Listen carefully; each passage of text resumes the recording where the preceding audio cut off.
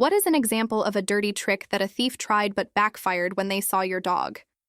My house is pretty basic, but I got this massive Rottweiler named Bear on my front porch. Thing is, people always think he's fake, like a statue or something. Bear's 10 years old and has really bad arthritis.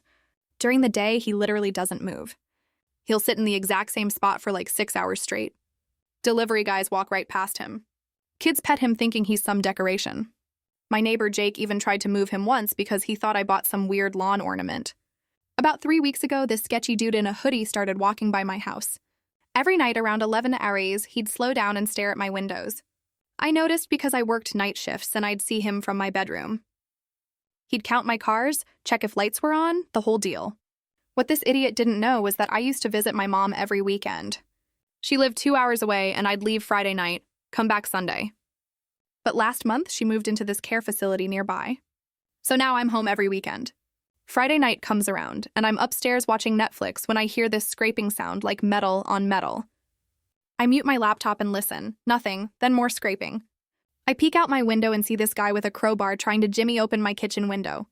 He's wearing gloves and everything. Real professional. Bear sitting on the porch like always, completely still. The guy walks right past him twice. So this gets the window open and climbs inside. I can hear him downstairs moving around with a flashlight. He's being quiet, but not that quiet. I grab my phone and start recording everything. He spends like 10 minutes in my living room, probably looking for my laptop and stuff. Then I hear him in the hallway where I keep my coin collection. My grandfather left me these old silver dollars worth probably $5,000. The guy's picking the lock on my cabinet. I can hear the clicks. Bear must have heard it too because suddenly I see this shadow moving on the porch slowly, like really slowly. Bear stands up, joints cracking loud enough that I can hear it upstairs, but the thief doesn't notice because he's focused on the lock. Finally gets it open. I hear him whisper jackpot or something like that. That's when Bear moves. He gets up and walks inside through the back door that I always leave cracked open for him. His nails are clicking on the kitchen floor. The thief freezes, shines his flashlight toward the kitchen. Nothing. Bear's just standing there in the hallway now in the dark, watching this guy stuff my coins into a backpack. Then Bear does this thing where he tilts his head, makes this low growling sound that I've only heard like twice in 10 years. It's not loud, it's worse than loud. It's this deep rumble that sounds like it's coming from hell. The thief spins around with his flashlight and sees Bear just standing there staring at him. Dude screams like a little girl, drops the flashlight, drops my coins, starts backing toward the kitchen yelling, "I thought you were fake. I thought you were fake." Bear takes one step forward, then another.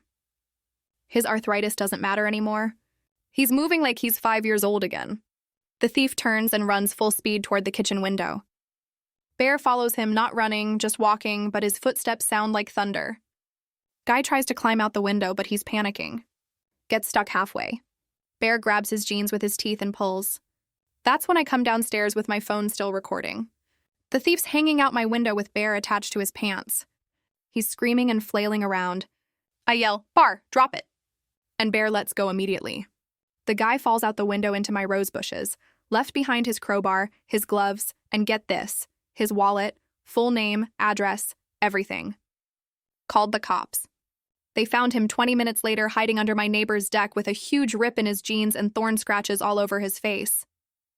His mugshot went viral on our neighborhood Facebook page, not because he robbed me, but because you could see the perfect dog bite-shaped hole in his pants. Bear went back to his spot on the porch and hasn't moved. My house is pretty basic, but I have this massive Rottweiler named Bear who lounges on my front porch. People often think he's a fake statue because of how still he sits during the day. Bear's 10 years old and has bad arthritis, so he barely moves for hours. Delivery guys walk right past him. Kids pet him thinking he's decoration. My neighbor even once tried to move him, thinking he was some weird lawn ornament. About 3 weeks ago, this sketchy guy in a hoodie started walking past my house every night around 11 p.m. He'd slow down and stare at my windows, counting cars and checking if lights were on. What he didn't know was that I used to visit my mom every weekend. But now she'd moved close by, so I was home every weekend. One Friday night, while watching Netflix upstairs, I heard scraping like metal on metal. I peeked out the window and saw the guy with a crowbar trying to jimmy open my kitchen window. Bear sat outside motionless like always. The guy walked past him twice like he didn't notice. The thief got the window open and climbed inside. I heard him moving around with a flashlight. He searched quietly for about 10 minutes, then moved into the hallway where I keep my grandfather's coin collection worth thousands. He picked the lock, and I saw Bear stir from the porch, joints cracking loudly. The thief didn't notice. Bear slowly stood up, walking inside through the back door. I always leave cracked. His nails clicked on the kitchen floor. The thief shone his light toward the kitchen. Bear was standing still, watching him. Then Bear tilted his head and let out a low, terrifying growl, not loud, but deep and menacing. The thief spun around, shining his flashlight, and screamed like a little girl. "I thought you were fake! I thought you were fake!" Bear took slow but steady steps toward him, moving like he was 5 years old again. The thief panicked, running to climb out the window but got stuck halfway. Bear grabbed his jeans with his teeth and pulled hard. I came downstairs with my phone still recording. The thief was hanging halfway out of the window, screaming and flailing. I yelled, "Bear, drop it!" And Bear immediately released his grip. The guy fell into my rose bushes, leaving behind his crowbar, gloves, and his wallet with his ID, full name, and address. We called the cops, who found him 20 minutes later hiding under the neighbor's deck with a torn pair of jeans and thorn scratches all over his face. His mugshot went viral on our neighborhood Facebook page, not because he tried to rob me, but because you could see the perfect bite-shaped hole in his pants from Bear. He went right back to his spot on the porch and hasn't moved since. Story. My rich wife screamed, "You're ungrateful. Get out and never come back." So I did, thinking I would beg. Weeks later, my wife's mother asked why I stopped paying their mortgage. My reply shut her down completely. Chapter 1. The Shattered Night. The argument started over something small. Or at least it seemed small at first. Dinner plates still on the table, glasses half full, the hum of the dishwasher in the background. But her voice cut through it all. "You're ungrateful," my wife screamed, her diamond bracelet clinking as she pointed at me like I was some unwanted stranger. "Get out and never come back." Her family, lounging comfortably in the living room, looked on. Not a single one of them spoke in my defense. My mother-in-law even smirked as if she'd been waiting for this moment. I looked at the woman I'd built a life with, the woman who wore her father's wealth like armor, and realized she saw me as nothing more than a convenience. I didn't yell back, didn't plead, didn't ask why. I just picked up my jacket. As I stepped toward the door, she spat her final venom. "Go ahead. You'll come crawling back, begging to return. Without me, you're nothing." I paused, hand on the knob. For a moment, the silence stretched so thin you could hear my heartbeat. Then I said softly, without turning around, "Let's see who comes crawling first." And I walked out. Chapter 2. The silence that followed. The first few days after I walked out, my phone buzzed constantly. Missed calls, messages filled with half-hearted demands. "Don't be childish, come back. You can't survive without us. Your pride won't keep you warm at night." I ignored every single one. Weeks passed. I settled quietly into a small apartment across town. Not lavish, but peaceful. For the first time in years, I slept without someone yelling about how I wasn't enough. Meanwhile, word spread. Friends who once avoided me called to say they'd seen my wife boasting in restaurants, claiming she'd finally gotten rid of dead weight. Her family laughed along, sipping wine on the tab they assumed I would continue covering. Then one morning, my phone buzzed again, but this time it wasn't my wife. It was her mother. Her voice, usually sharp and commanding, trembled over the line. "Why did you stop paying the mortgage?" she demanded. I leaned back in my chair, letting the question hang for a beat. I could almost picture their panic, the luxurious home they flaunted suddenly at risk. My lips curled into a slow smile, because the truth was simple, and when I told her, her world would shatter just like mine had that night. Chapter 3. The Truth About the House. Her mother's demands still echoed in my ear. "Why did you stop paying the mortgage?" I almost laughed. For years, they'd strutted around like royalty, boasting about their mansion as if it were their family estate. Not once had they stopped to wonder why every bill arrived with my name on it. I cleared my throat, keeping my tone calm. "Because it's not your house," I said evenly. "It's mine," always has been silence. I could hear her struggling for words. What are you talking about?" she finally stammered. I leaned back, savoring the moment. "Your daughter begged me years ago to put the deed under my name since her credit was trash after all those shopping sprees. I paid every installment, every tax, every repair. The bank doesn't even know who you are. So when she threw me out, you thought I'd just keep paying." Her gasp cut through the phone. I imagined her clutching her pearls, the reality dawning on her. "You can't do this," she shrieked. "Oh, but I already did," I replied. "The bank received notice yesterday. Payments are officially stopped. The house will default in 90 days unless someone steps up. Maybe your rich daughter can handle it with all that inheritance she doesn't have." I hung up before she could answer. And for the first time in years, I felt free because I knew what came next would not just humble them. It would destroy the entire false empire they'd built on my back. Chapter 4, The Walls Closing In. It didn't take long. 3 weeks after I stopped the payments, an official-looking envelope arrived at their doorstep. I could picture the scene in my head, my wife tearing it open, expecting some glossy shopping catalog, only for her smug grin to vanish as she read the words "Notice of Foreclosure Proceedings." The call started immediately. First her mother, then her brothers, then finally my wife herself, each one angrier than the last. "You can't just abandon us like this," she screamed into the phone. "Us?" I said quietly. "You abandoned me the moment you screamed in my face and threw me out like trash. Remember your exact words? You're ungrateful, get out and never come back. I just followed your orders." She sputtered something about her reputation, her friends, the family name. I let her ramble, then cut in. "Tell them the truth then. Tell them that without me, you can't even afford your own roof." Click. The line went dead. But it wasn't just the house anymore. Her credit cards, which I had been quietly managing for years, began to bounce. The luxury car payments I'd set up under my name canned. The utilities, the staff, even the country club membership, all gone one by one. And every time their neighbors noticed, the same ones who used to gush about my wife's rich lifestyle, now whispered behind her back as the repossession trucks rolled in. What they didn't know, what she didn't realize yet, was that I was only getting started. Because the house, the cars, and the credit, those were just the surface. The real blow was still coming, hidden in the one thing she never thought to check. Chapter 5, The Real Blow. A month after she threw me out, the mansion that once stood as her crown jewel looked different. The lights were off more often than on. The driveway, once full of gleaming cars, sat nearly empty. Even the neighbors had stopped pretending not to stare. But she still hadn't figured it out. She thought the worst was losing the mortgage, the cars, and the credit. She had no idea the real trap had been sitting in her lap the whole time. See, that inheritance she flaunted wasn't actually hers. The accounts her late father had left. They were tied up in trusts and businesses, all of which had my name woven into the contracts. I'd spent years handling the paperwork, setting up safety nets, making sure assets couldn't be touched recklessly. When she screamed at me that night, "Get out and never come back." She assumed she was the queen with $5 million in her hands. What she didn't realize was that I still held the keys to every lock. So when she finally marched into the bank to withdraw a large chunk of her fortune, I made sure I was already there with the trustees. The manager's voice was calm but firm. "Ma'am, as per the terms of the trust, all withdrawals and transfers require the joint consent of both you and your husband. Without his signature, the funds remain frozen."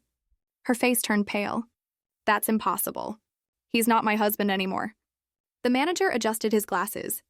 "Until divorce proceedings are finalized and settlements approved by the court, the terms still stand. And even then, the trust documents dictate specific disbursements, not lump sums." She spun a glare at me across the lobby. I didn't smirk. I didn't say a word. I just looked back at her with quiet calm. For the first time, she realized the truth. She hadn't thrown me out of her castle. She had thrown herself out. And the best part, she still had no idea what else I'd prepared because the money was just one weapon. The second was her reputation. Chapter 6, The Social Collapse. It started small. The first cracks appeared at her favorite brunch spot, a place she bragged about endlessly, where the waitstaff always knew her order before she sat down. That morning, they greeted her differently. Stiff smiles, hushed tones. A few patrons glanced over at her table, then whispered behind their menus. Because I'd made sure they'd all seen the same headline. E's accused of financial recklessness. Frozen trust funds leave family assets at risk. The article didn't even mention me. It didn't need to. It framed her as careless, spoiled, and unfit to manage what she'd inherited. The whispers did the rest. Within days, her phone calls weren't being returned. The charity board she sat on indefinitely suspended her role, citing pending concerns. Even her closest friends, the same ones who cheered when she told me to get out, stopped showing up to her wine nights. Nobody wanted to be associated with someone whose name was now synonymous with scandal. Her mother tried to defend her, but the truth came out in brutal fashion. I had receipts, statements, emails, proof of how they'd siphoned my money to cover their debts long before she inherited a cent. At the next family gathering, instead of toasts, there were pointed questions. Why did you say you could cover the mortgage? Why are we hearing from creditors now? You said he was the loser, but was he the one holding us up all along? Her brothers, the same ones who once dragged me out by my hair, refused to look her in the eye. And while her empire of lies collapsed in whispers and shame, I never raised my voice. Not once. I didn't need to, because revenge isn't always about the loudest strike. Sometimes it's about letting them choke on the silence you leave behind. Chapter 7. The Courtroom Strike. The day of the hearing, she walked in draped in arrogance. Designer dress, diamond necklace, chin tilted high as if the courtroom were her private runway. Her family trailed behind her, their faces lined with worry, but she smiled like someone untouchable. She thought money bought invincibility. When the judge asked for opening remarks, her lawyer leaned forward with a smirk. Your Honor, this is a simple case of division of assets. My client inherited her wealth legally, and this man, he gestured at me like I was dirt under his shoe, contributed nothing. He's trying to leech what isn't his. I didn't flinch. My attorney, a quiet but ruthless strategist, stood and placed a thick folder on the judge's bench. Your Honor, the opposing counsel is right about one thing. She did inherit money, but what she fails to mention is that her inheritance was leveraged illegally to cover debts that were paid using my client's income. We have bank transfers, notarized agreements, and even emails where her own mother instructed my client to be discreet, the courtroom murmured. My wife's smirk faltered. And if that isn't enough, my lawyer added, sliding in a USB drive, here is footage from the defendant's own home, captured legally, where she and her brothers admit to dragging my client out by force, threatening him, and boasting that he'll crawl back begging. That, he said, his voice cold as steel, is assault and coercion, felonies. The judge's face hardened. He pressed play. Her laughter filled the courtroom. Her brother's jeers followed. My son's small, frightened voice trembled in the background. Silence followed. The kind of silence that weighs heavier than any outburst. Finally, the gavel came down. Full restitution to the plaintiff. Sole custody of the minor child and criminal charges against the defendants will proceed.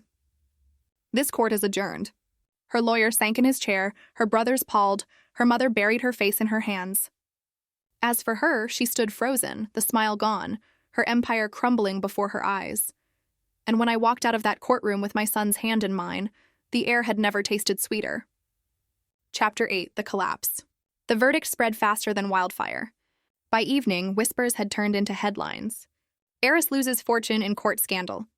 Reporters hounded her family's mansion. Her mother's voice cracked on live TV when she tried to claim it was all a misunderstanding. Nobody believed her. Her brothers were the first to feel it. Arrest warrants were issued for assault and coercion. Their smug arrogance dissolved into panic when police escorted them from the estate in handcuffs. One of them screamed, "You'll pay for this!" as they dragged him away. But the truth was they were already paying. Her mother's circle of wealthy friends stopped answering her calls. Investors pulled out of projects overnight. The banks froze accounts pending investigation. And my wife, the woman who had laughed as I was thrown out, was suddenly left with nothing but debts and shame.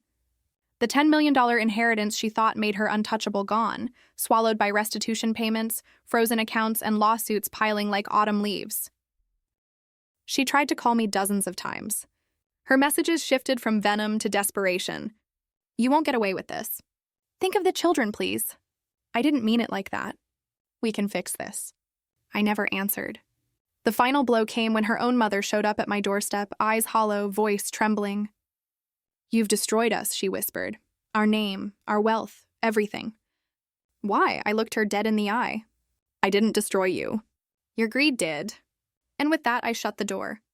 Inside, my son hugged me tighter than he ever had before. Dad, he said softly. We won, didn't we? I smiled, my voice steady. No, son. We didn't just win. We showed them that no amount of money can buy back respect once it's lost. Epilogue. Full circle. 3 months later, I was walking past the courthouse with my son after his school recital. Reporters were crowded on the steps, cameras flashing. At the center of it all stood my ex-wife. Not in her designer dresses, not with diamonds glinting on her hands. She wore a faded coat, her hair unkempt, eyes sunken from sleepless nights. "Mrs. Carter, how does it feel to lose the inheritance and face charges alongside your brothers?" one reporter shouted. She flinched but said nothing, clutching her mother's arm like a child. Her mother's face was stoned, refusing to even look at her. That's when our eyes met. For a moment, it was as if the world went silent. She opened her mouth, maybe to say my name, maybe to beg. But before the words came, my son tugged my hand and whispered loud enough for her to hear. "Dad, isn't she the one who told you to get out and never come back?" Her lips trembled. The reporters turned, catching the line. Pens scribbled, cameras zoomed. The shame on her face was unmistakable. I crouched down, smiling at my boy. "Yes, son, she did." And together we walked away, past the flashing cameras, past the crowd, past the woman who once thought she was untouchable. She had screamed, "Get out!"